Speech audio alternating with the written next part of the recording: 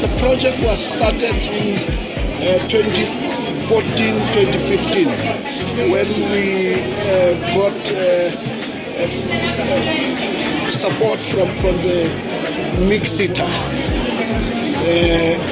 They supported the training of our kids from home, the unemployed, and we started after we have met with the AKAPOs who are already in this business, and they are the ones who conducted training, and we trained about 14 kids from the rural, from the area. It's a rural area, it's in the village. Okay.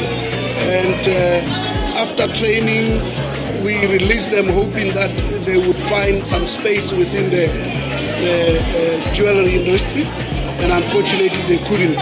Two of them went to even at the university. They got some degrees, but those are not here at the moment because I think they have found some space elsewhere. But the remaining ones were just lingering around. And after 5 years, when I found them, I said, let us rather start this manufacturing, because they were already in the know. They were already qualified to manufacture. They design and manufacture. But in the process of planning, we found that we don't get off-takers for their products. So we then said, well, it's an opportunity. Let us rather open a selling point, and this is what came out of now. And our intention is to go into all outlets. For instance, in our area, there's a lot of tourism destinations there, like the Sun Cities and other lodges, upmarket lodges. And we know tourists would always want to have something from the area they visited. So our target is, once it gets established here, we shall have created a brand, and it will be easy for them to accept it. Because if we could have started there, they would say, hi, these are from the Bundus. And so hence we came right here in Santen. And when it gets going, we will then go establish those selling points. Obviously, it's not keeping the stock, but we display, and people will be able to place orders there, because jewelry, most of them you have to, and they can design even what you think, your thought.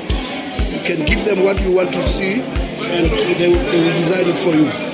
So I think for us as Black South Africans, it's an opportunity, because we always find designs that you would want to tweak a little bit, but it becomes difficult because it's already there, and you don't even know the manufacturer or the producer. Now this time, you can now have access to your own and say, I want you to do something like this, and we think it will be a means for us.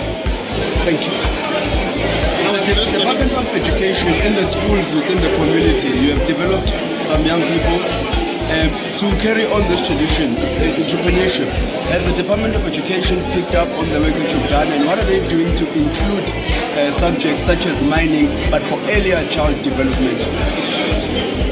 We are unfortunately not having much of support from government, to be honest. The only department that have found some sense in this is the DMRE, but even themselves, they have not really put their money, but it's a support which we are negotiating for them to come on board. We could have done a bigger thing. We have waited for more than 3 years, and hence we decided to do on our own. And we think, we agree and accept that the current situation is for us to do for ourselves. And anybody who supports or who appreciates will then join in. What is your plan with this project regarding South African youth? How do you think it can help develop the youth? Not only from the rural areas, but also from the townships and just all Black young South Africans. In my address there, I indicated that this is not just for Murule.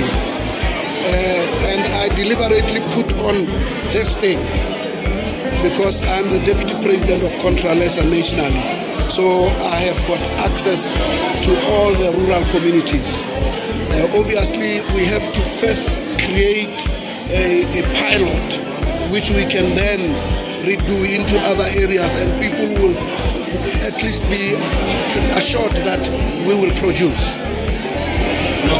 Would you encourage other traditional leaders across the 9 provinces to adopt what has worked for your traditional house, specifically in the Northwest province? Would you encourage other provinces or traditional leaders?